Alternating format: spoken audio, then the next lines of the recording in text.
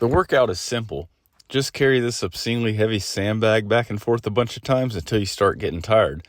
Can't get much more functional than that. And that's the beauty of it. What's up, everyone? Welcome back. Jacob here, also known as Sandbag Misfit. I'm here with another training recap video where I talk about the training on top of giving some pointers, insight, and such, covering the first 2 weeks of training with a 300-pound sandbag focused on carries and box squats, as well as sandbag rows and lap to chest with a 225-pound sandbag. This is the last 8-week heavy run I'm doing to cap off 2025, and then I'm starting a 2026 rebuild where I'm lightening up the sandbag work to 225 and leaning heavier into the kettlebell and calisthenics elements for the time being for 12 weeks. A lot more to come on that. Anyways, if you're new to my channel, thanks for being here. I'm just an everyday guy training in my garage, dealing with the same struggles and challenges as most of you, and showing my style of real-life training outside of the comfort, convenience, and optimization of gyms, conventional fitness, and bodybuilding. If there's two things I've learned from training with heavy sandbags, is that life doesn't come calibrated with handles on it, and it doesn't get easier. Sandbags aren't optimal, so they train you to become strong in less than ideal conditions, both physically and mentally, forcing the body to operate like a unit. So without further ado, let's talk about the training.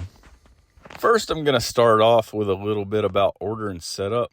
Training is typically 4 days a week, breaking into it with a light stimulus kettlebell and calisthenics session, 2 sandbag sessions back to back, and then another kettlebell and calisthenics session. Then the rest of the week for 3 days, I just recover and don't think about this stuff and focus on other aspects of life. I found that starting a week of training off with some kettlebell and calisthenics is like a break-in session to ramp up the intensity with sandbags in the middle, and then tone it down on the last day to finish off. So I'm doing the kettlebell and calisthenics work differently this go-around with the purpose of relative strength, endurance, conditioning, and stability. I made 4 circuits with 3 exercises, alternating between 1 kettlebell and 2 bodyweight moves, 2 kettlebell and 1 bodyweight move for 10 straight sets with the intention of going back and forth between the circuits. I have 2 circuits focusing on explosiveness and muscle density with the kettlebell with moves such as snatches, thrusters, front rack, overhead carries, plus adding a heavy single-arm dumbbell clean and press in there. I decided to take a break from swings for the time being and only doing them for a warm-up to stimulate the nervous system. Sticking to the basics of calisthenics with push-ups, pull-ups, and air squats with work on the rings, adding the weighted vest and lunges thrown in there as well. Just taking a set number of reps for each move when I do a circuit and gently adding to it as I continue through this cycle. Every day feels different, so this rep scheme allows me to adjust the volume as needed. Listening to your body is key in everything. Some days can be taken lighter on the reps and some can be more. The only thing I try to set in stone is 10 sets of each circuit, and I'll continue this setup for the next few 8 to 12 week cycles as well after this. Pretty soon, I'll be upgrading my kettlebell from 24 kilogram, 53 pound to 32 kilogram, 70 pounds. So there will be some strength building elements in these modalities as well. First, I want to mention that having 2 sandbags can cover a lot of stuff and can eliminate having too much equipment. My garage is junked up. It's a small space, and if I can eliminate any excess, I will. I had a bench in a box that I just got rid of because I can pretty much do anything I need to do with either sandbag. I can use either sandbag for a box or a bench if I need it. If you're just getting into this, I'd keep that in mind.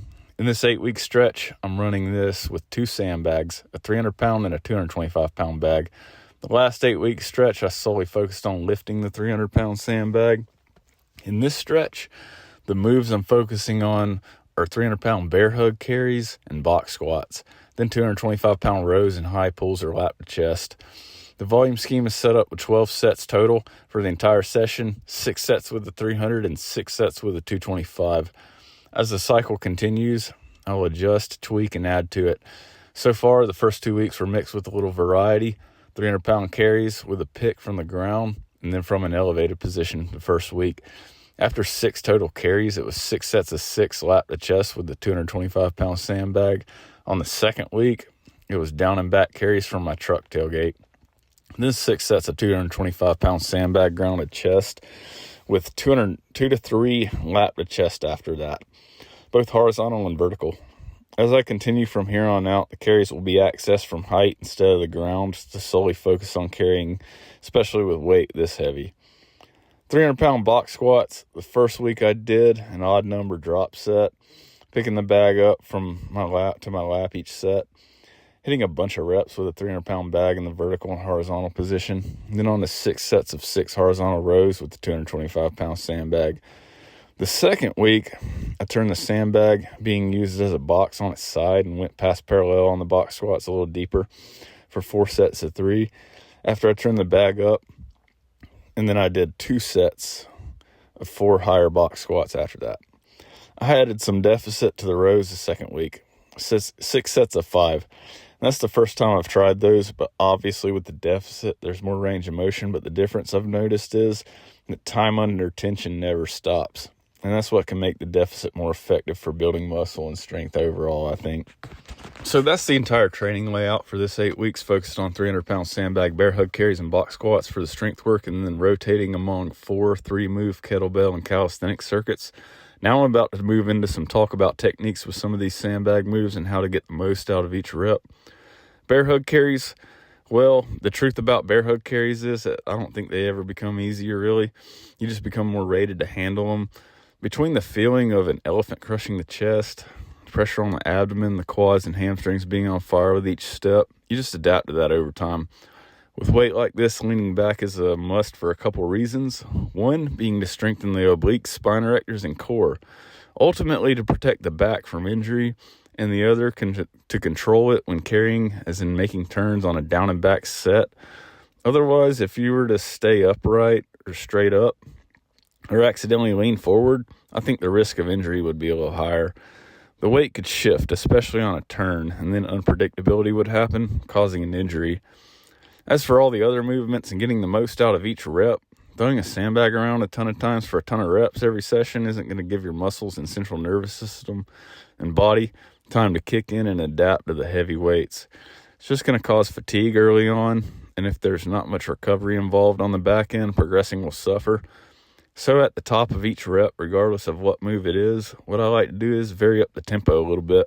Spend a few seconds literally squeezing the most out of each rep, allowing every component to activate and kicked in. Accumulate something like this throughout an 8 or 12 week period. And when it's time to just drain the tank and go all out on whatever you're doing, you'll be amazed at what you can do. That's the way I go about day-to-day training. It's never about going all out every day. It's gradually building the adaptation and strength to do some damage when fight night comes around. And that's how I approach all of it in a nutshell. Anything you do in life that involves creating or building something, it's going to take time. It never happens overnight. Sandbag training is no different in that aspect. It's all in just keeping the process sustainable for the long haul to keep moving forward. Well, that's all I got. If you have anything to add, any questions, leave it in the comments. Thanks for being here, and I'll catch you in the next one. Keep putting in the work.